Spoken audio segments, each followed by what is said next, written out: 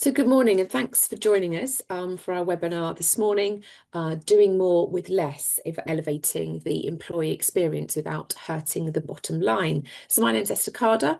I'm one of the partners at Moore Kingston Smith, and I'm going to be doing some light chairing this morning. I'm sure most of you are quite familiar with who we are. There are always lots of regular names attending these webinars, but for those of you who are less familiar, Moore Kingston Smith is a leading audit, tax and advisory firm. We've got clients across all different business sectors, as well as not-for-profit and private client. We're also part of More Global, which is an international network in over 116 countries, so very well placed to deal with your international requirements as well. So, I mean, with employment costs rising and at the same time budgets being under pressure, many leaders are being asked to deliver more with less, but still with keeping their people engaged. And at the same time, employee expectations are sort of higher than they've ever been, really. So getting the employee experience right now really is a commercial priority rather than just an HR issue. But the employee experience doesn't have to be expensive. It's about being smart with where you invest your time and resources to get the biggest impact for your people and your business. So today we've assembled a panel of experts to explore how organisations can maintain a powerful employee experience that supports performance, productivity and retention even when the resources are tight. So I'd like to welcome Sally Elcom, who's head of our award team. She helps organisations design transparent and equitable frameworks that drive fairness and belonging. And joining her is Marie Cosma, who is our senior HR business partner, and she partners with clients as their outsourced HR expert, helping them to turn people's strategies into practical actions. So before we start, just a little bit of housekeeping. This webinar is for you, so please do ask questions, pop them in the Q&A function, and then I will try to weave those questions in with my own questions that I have for the panelists. The webinar is being recorded, so please do share with your peers and anyone that you think might be interested who was not able to join us today. And then after the webinar has finished, we'll be sharing a short questionnaire with you. Please do fill that out. It only takes a few seconds and it's super helpful for helping us to shape future webinars. So kicking off then, so starting with you, Sally, I guess sort of a broad question that I sort of alluded to in my intro. Why has the employee experience become such a commercial priority? Well, employers have faced successive increases in national insurance costs and the national living wage in recent years, which has given a rise to overall the cost of employing staff. So, for example, the national living wage is expected to increase by a further 4.1% rather next year. So there's an ongoing impact on already tight budgets, already financial constraints that organisations and leaders have got. And these increases are reducing the flexibility that employers have to invest in other areas such as training, innovation, and improvement on the employee experience. So with all this potential impact on budget, organisations need to start just being a bit smarter in how they think about well-being and recognition, and really starting to have more of a creative approach is probably going to be fairly key.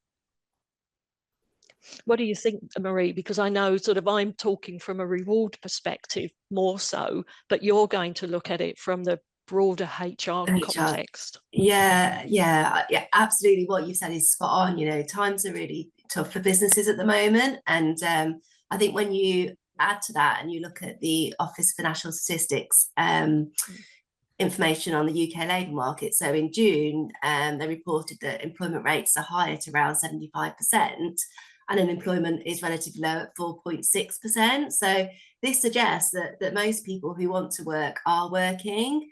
And so the power of choice is increasingly with employees rather than organisations and employers.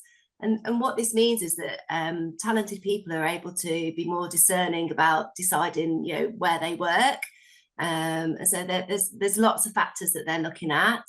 And I think as a result of this, organisations really need to respond and be intentional about delivering engaging, respectful working environments, i.e., a really great employee experience, because this is what's going to help them stand out for the crowd and help them win the war for talent and really attract and retain great people into their business. And so really the employee experience, it's all about how it feels working in your organisation. So how employees feel about their work, about their leaders, their direct line manager, and the working environment more generally. And I think where people have a sense of purpose in what they're doing, autonomy, flexibility about how and where and when they work, and they feel that the business is run fairly, this is what really matters. And particularly when times are tough and in a tight labour market as we're in now, and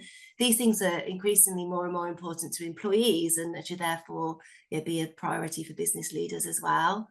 And it's not just about where people are choosing to work, it's your existing employees as well. So I saw some stats recently, the Oxford University found that happy workers are 13% more productive.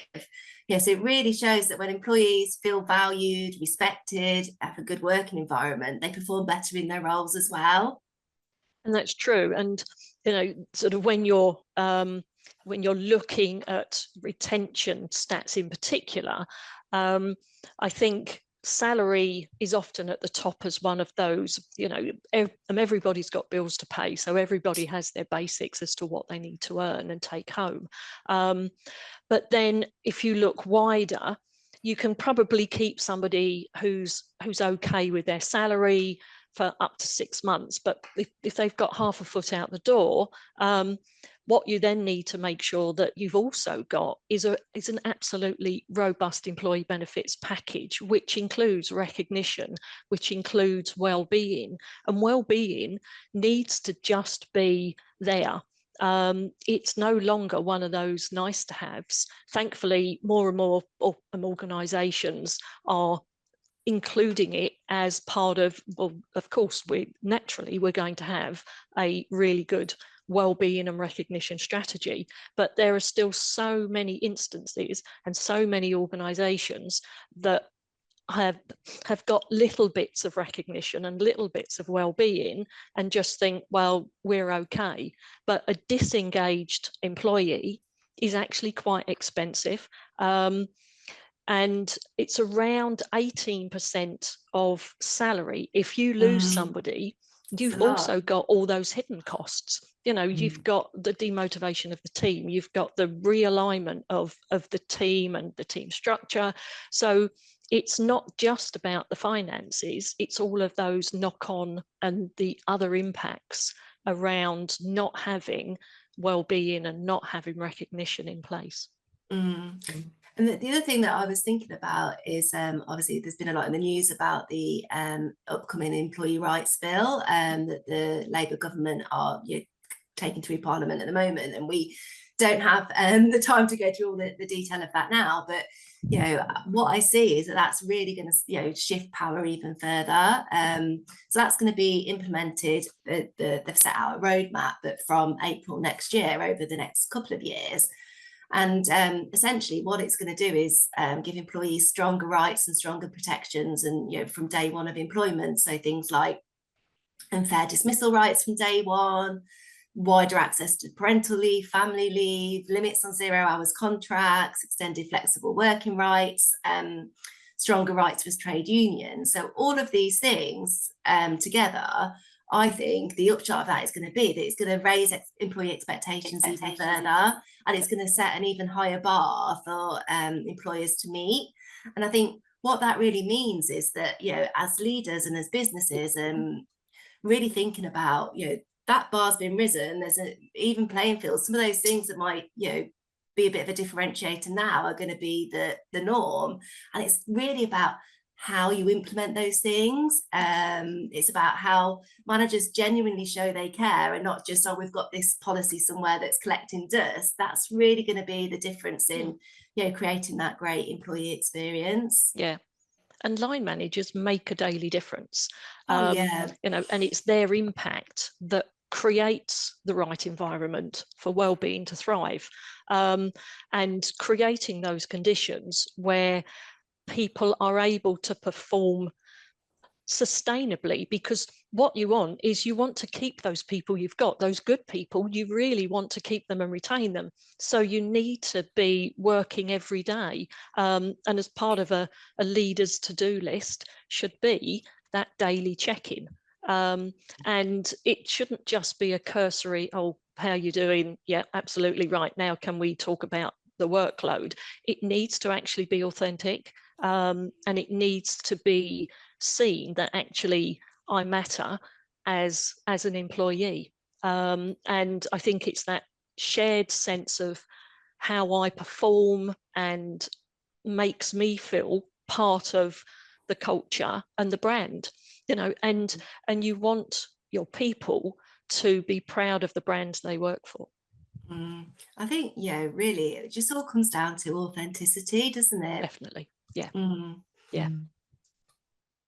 So, I mean, Marie, what sort of practical low-cost strategies can help protect employee well-being?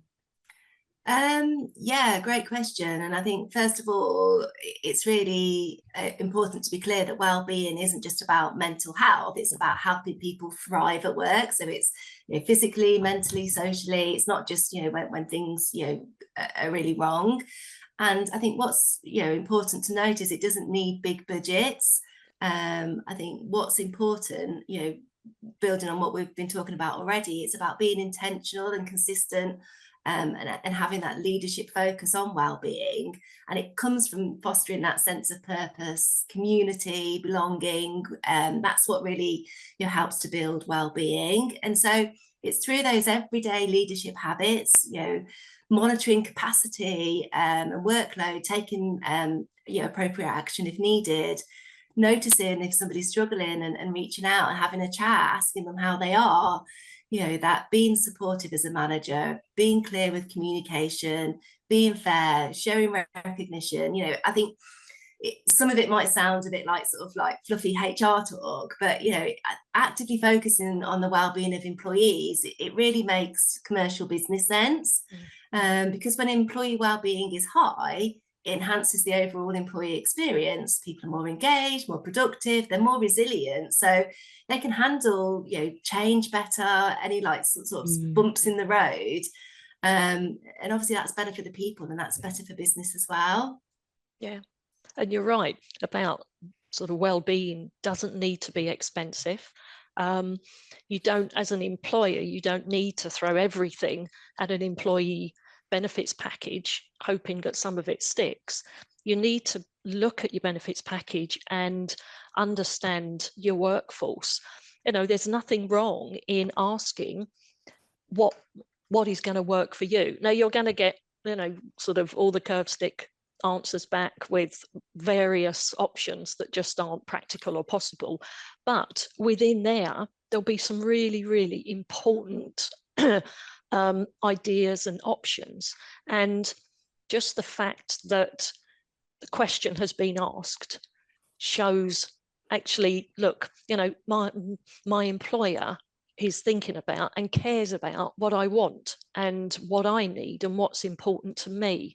As an example, with pensions, there's a lot of for new joiners to companies, before they're joining an organisation, they're looking at the types of pension funds that are being offered. Are they sustainable? Do they meet with a green footprint? Are they, do they fit with my ethics as an individual? So it's not just about offering pension at a set percentage. It's actually looking at some of the detail. I recently saw a quote, which when I read it and I chuckled, and it said, "You can't yoga your way out of a bad culture." I mean, I'm not a yoga person, but it gave me that sense of, I've seen so many bad examples. I've also recently seen a really good example.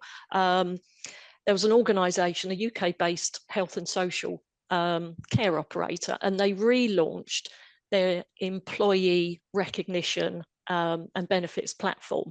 And the comms was really good. They had working groups. So there was real inclusion within, this is why we're doing it, this is what we want to do.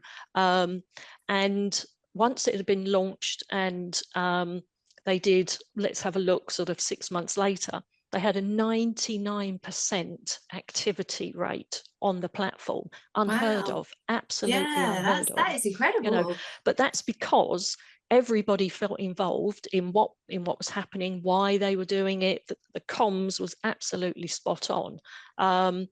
And it just shows that with the right approach, what can be done. And it was really quite fabulous. It really was. But you know, it doesn't need to be expensive. You know, I mean,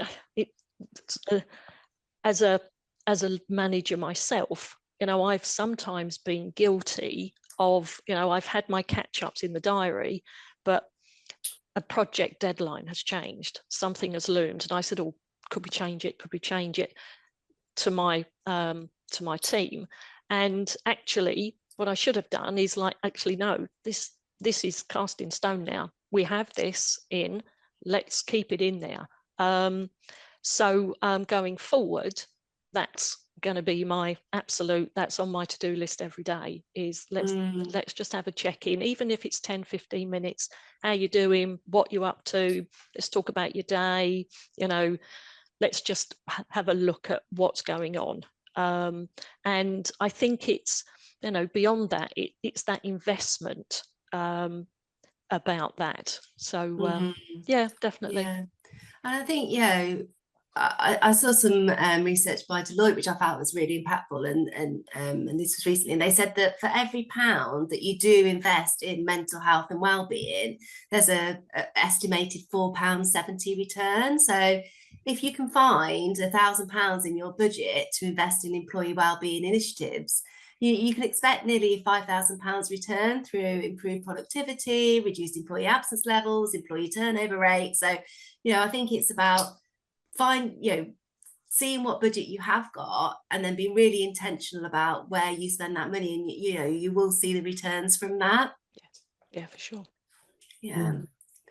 And so how can managers spot the burnout? What and how can sort of the wider culture of the organisation help with that? Burnout isn't always visible. You know, and often it shows in the more subtle changes of behaviour, attitude, sort of performance. So for example, reduced engagement and motivation, declining quality of work. Folk might start to avoid meetings, or they may even, you know, start skipping out on socials. And you may not give it a second thought, but if you start to see a pattern, then this is one of those subtle signs of burnout. You know, if you think of stress as an elastic band being stretched, and burnout is the band snapping. You know, it's, if you take it down to sort of the basic concepts, it is just very simply stretching too far, and it will just snap. Yeah, and I think it's really important to, you know, encourage managers to look for early signs of burnout. So it's things like withdrawal, irritability, a bit of a dip in collaboration and team working. Yeah. You know, and these are the things that impact, obviously, you know, the individual and the wider team. In organisational psychology, it's long been seen that a positive employee experience does act as a protective factor against burnout. And so, you know, if there is a good working environment, that really helps to people to be able to manage pressure and stay engaged even when workloads are high. So, you know, I think we can all think of times when we've been, you know, extremely busy, we felt really stressed, we felt really under pressure, it's really affected our well-being. But similarly, we can all think of times when we've been really busy, it's been super, you know, energizing, it's really, you know, we've like really felt like we're thriving in that environment. So, you know, what's different there? And I think, you know, there's a model in psychology called the job demands resources model. And what that says is that having different resources at your disposal, things like having control, autonomy, social support, the community around you, these sorts of things buffer the impact of high job demands. So, exhaustion, burnout. So I think what's really important is that, if workload is high, so maybe you're, at peak time in a project, or maybe there's an absence in the team, and obviously other people are having to pick up some of the slack, be mindful of that and consider what job resources are available to people. So things that managers and leaders can do is maybe give a bit more decision-making latitude, even if it's only for a temporary period when workload's high. That's going to really help people to manage that stress. Clarifying the purpose, let's just remind people why we're doing this, what's the impact that we're having, giving feedback, and just being supportive. All those things can, even if workload is high, can help people get through that without any negative consequences. Yeah, and it really is as simple as making sure that your employees feel trusted, and valued, and the inclusion in decisions, in just saying, what do you think? I really value your opinion on this. And that all just builds to the trust and the wider inclusion, I think. Yeah. And I think, it's fine to ask people for their opinion, but they also need to feel comfortable to give their opinion as well. And I think that's really important to consider, and to make sure that there is psychological safety. Dr. Amy Edmondson, professor at Harvard Business School, she talks a lot about creating psychological safety, and it's the sense that people feel that they can raise a concern, they can share ideas, admit mistakes, or ask questions without fear of blame or embarrassment. And that's what really builds trust and openness within teams, and obviously then alongside that supports well-being. So I think things that managers can do to help to foster psychological safety, encourage open conversation, make sure that that they're signaling that questions are welcome, and that they're welcome without judgment. Admitting when they've got it wrong themselves, and role modeling some of that, and they're not afraid to admit a mistake. That makes a big difference. And just listening to people, following up with them if they have spoken out, let them know what you've done. All these things make a big difference. And I mean, how important is fairness and consistency in pay in all of this? And I guess what role does sort of benchmarking against other firms and what they're paying play?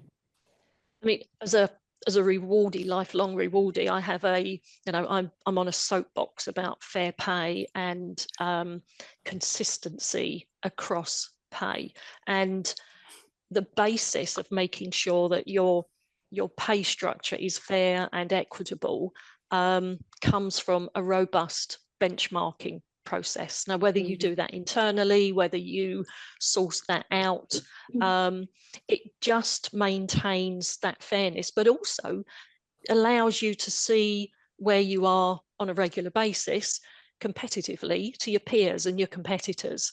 And also, by using a robust benchmarking process, if you are challenged, you can say, well, this is the reason why, this is the evidence, this is where we got the data from, we've used your job description, we know what you do, and we've compared you on a like-by-like basis to peers in the market.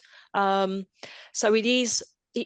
to me, it's the fundamental principle of making sure that pay is fair and equitable. There's a lot of movement around at the moment on pay transparency. There's a lot more happening in Europe, certainly just because of the legislation. In the UK, we're not quite there yet. A lot of organisations aren't quite ready. They certainly don't have the systems for pay transparency. But there are organisations that have been transparent on their pay, along with gender pay gap. At the moment within the UK, the legislation is if you've got a headcount of over 250 or more, then you have to report your gender pay. Many organisations now, as part of the transparency, with far less headcount, are publishing their gender pay gap data. Yeah, it's really interesting on pay transparency, because what we're seeing a lot of as well is transparency in job adverts and pay being displayed in job adverts. And there's been a huge shift in that over the last year or so. We're seeing it so much more, and I think it's becoming an expectation. Mercer reported recently that nearly half of job seekers said that they would not apply for a role if the salary range was not disclosed up front. So that's huge. And then the recruitment company Indeed, they did some research recently as well, and they found that job adverts that do display a salary range tend to attract more appropriate candidates and have a higher fill rate. So it makes the hiring process more efficient as well, whilst also signalling fairness and transparency, as you mentioned, Sally. Yeah, and it is, it is a big step, certainly within the UK, when we just haven't previously published sort of pay ranges and been open and transparent about pay. But it goes back to trust, and if an organisation can start by advertising what their pay ranges are, now obviously they need to make sure that individual pay points can't be recognised, and that's an absolute must. But that goes a long way to the trust bit. And as you say, Marie, if with roles that don't even have a salary range on, how do you know what you're applying for at whatever level? It could be job descriptions, job titles don't always tell you, do they? No. And sort of salary benchmarking, I could benchmark half a dozen jobs with the same job title and come out with half a dozen different pay points. You just need that detail to know, is it up here or down here? So, beyond pay, obviously, which is an important part of it, what sort of other ways are there that organisations can sort of show their employees that they are really valued? I think one way is being really intentional about career development, offering clear career paths, making sure that people are aware of them and what growth opportunities are available. I think, again, it comes back to managers and having really meaningful conversations with their employees. And if they can have regular conversations with their team members about their careers, they're going to feel more supported, invested in. They feel that they've got a career mentor on their side who's really helping them to succeed. And I think that's something that's really expected, particularly by people early in their careers. They want to know, what is the next step for me? How do I get there? What skills do I need to develop? And what's the likely time frame? And I think where people don't see that they have got growth options, that there is a career path, they're likely to go and find it somewhere else. They'll move on, and you risk losing really great people. Yes, yeah, you are. Yeah, and it's everything needs to be timely and authentic and acknowledge sort of the development and even the skills gaps, and just build the framework around those gaps, and that is all part of the listening and the learning. I've given a couple of presentations where I've said, we're not trying to reinvent the wheel. It's been done hundreds of times. We just need to make sure that we're just doing it in the smartest way possible. Yeah, I was talking to a client just last week, actually, and they're going through a particularly tricky time financially, and they were looking at budgets and bonuses, and we're not going to be able to pay out the bonuses that we've paid out previously to the senior team. And we had a conversation about their worries about that and the impact and risk of potentially losing really key people from the business, and talking about what perhaps they could do about that to show that that they're still valued. It doesn't change that they're still investing in them. So what they decided to do was to say to each of these senior managers, you know, we really want to invest in you. We want you to, you know, whatever skills you want to develop that are meaningful to you, we want to invest in your development. And it was amazing to see, because straight away you could just see this energy. All the different managers were like getting really excited, and you know, within the week we've started to get through all of these development requests. You know, somebody wants to do a course on AI, and you know, so you know, I think it's just about intention as well, you know, again, and you know, how you have these conversations and just showing people that, you know, that they're invested in, and that helping them to grow their skills. That's what really matters. And I think when people feel that they're treated fairly and they're supported to grow, that's what really makes a difference. And you know, how somebody feels, you know, yes, obviously pay is important, we all need to pay the bills, but that's not the factor in, you know, that emotional connection. And what about sort of investing in growth generally and capability without big spending? How can organisations achieve that? Well, we've talked about that, you know, it doesn't need a big budget. It actually just needs intention. And it's looking at what you've got and what's available and being creative with that. So, for example, the apprenticeship levy, it doesn't need to be solely used for new recruits. IKEA, for example, have used their apprenticeship levy to develop an apprentice leadership and mentoring program. So they're looking at growing their own, for example, and this concept of growing your own within an organisation, it's actually picking up some traction, and is a really, really good way to look at the talent that you've got internally and develop that and grow that, and it reduces all of those recruitment costs, and it's really sustainable. And I've worked with a couple of clients actually recently where they weren't able to bring in some new starters, but they said, well, what do we do? You know, we've got folk here, but they're not quite where they should be.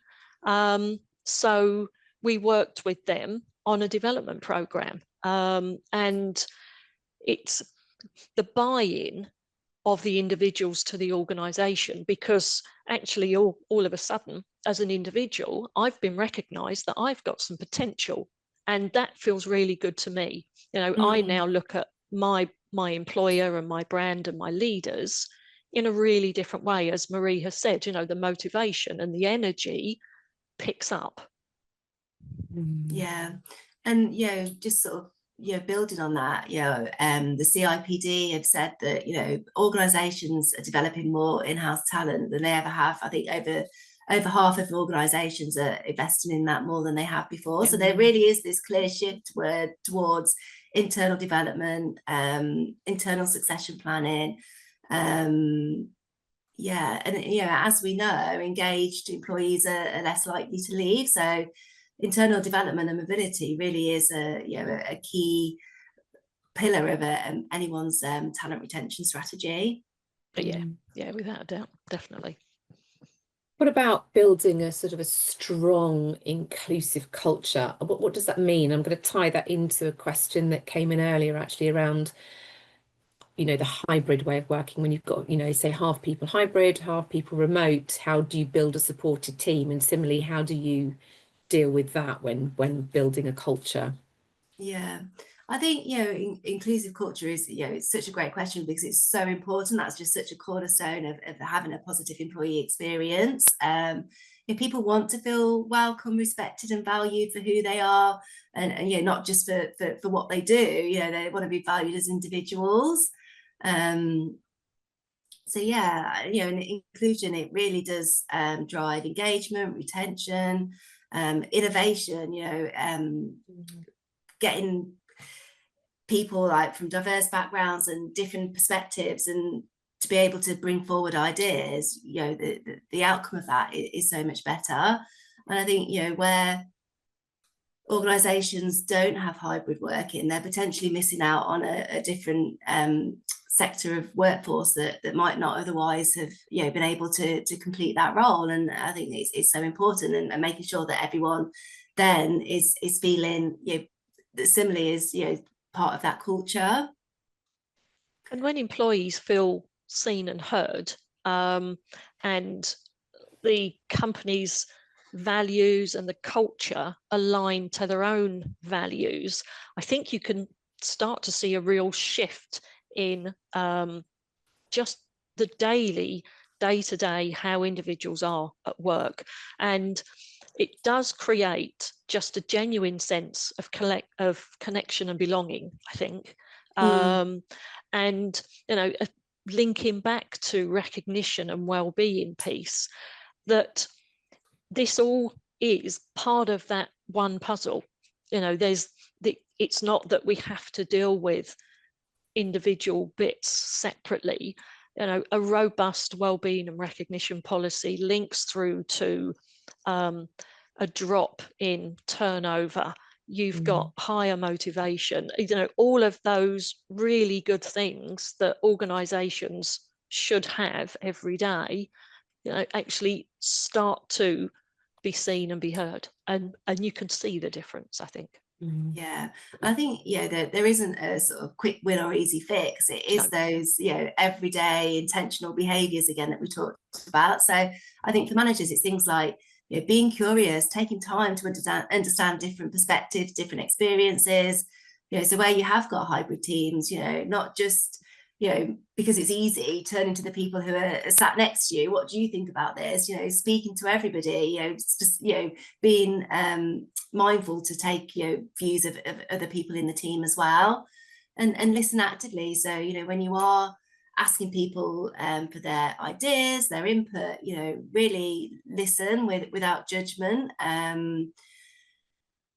All these like small things, you know, they really all come together to build trust. And I think it's about being individual, you know, recognizing the individual in approach. Not everybody is the same, and what might motivate one person might not motivate another. And, you know, managers really, you know, need to be mindful of that as well. I mean, obviously leading from the top is really, really important, but, you know, we're not always at the coalface. So obviously what managers are doing is really key as well. So how can we sort of help managers also lead with sort of empathy and inclusion and accountability, sort of help nurture all these things that we've talked about? Managers are the face of the culture, really. So they shape the daily reality. You know, we've talked about, you know, the impact that their day-to-day actions and activity could have on the, you know, individuals and the wider team.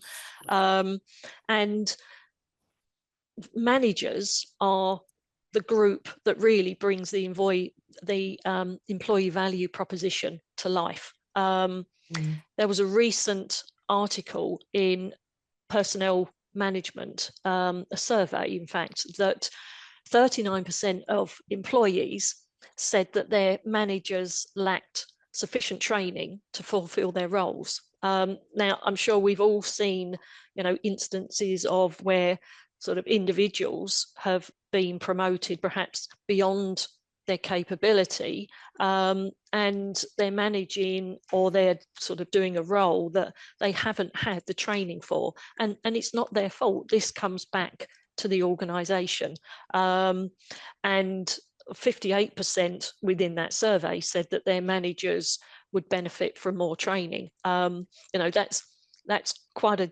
damning, I think, sort of statistic, where we've got an awful lot of managers that actually aren't trained to do the job that they're now doing. Yeah, you've really sort of hit the nail on the head there, Sally. And I think, yeah, that there's lots of ways that organisations can help managers to lead with empathy and inclusion. Yeah. And I think one key way is to help them with their, you know, to develop their own self-awareness, and within the team. And Wilkinson Smith, one of the tools that we really like to use to help managers with that is the insights discovery model, which is based on Carl Jung's psychology. So I'm sure some of you will be familiar with that, but it's all based on people's preferences, and they describe it as different colour energies. So you've got people who really lead with fiery red colour energy, so that's where they're really focused on actions and results and getting things done. And sunshine yellow energy is about bringing energy and enthusiasm, and that really like inspires others and drives connection. And earth green energy is about being supportive and patient and valuing harmony and care for people. And then finally, you've got the cool blue energy. So that's people who are analytical, logical, thorough, and you know, really focused on accuracy and structure. And you know, we all have all of these different kind of energies within us, and you know, it might be some are easier for us to pull on and use than others. So I think the more that managers can understand themselves and understand their own preferences, they can find their own blind spots and really think about how they impact others, and that really helps them then to lead with empathy and really adjust their style and you know, deliver what their each of their team members really wants and needs. And it's true, you know, that emphasis on empathy and inclusion doesn't mean that there's a lack of clarity.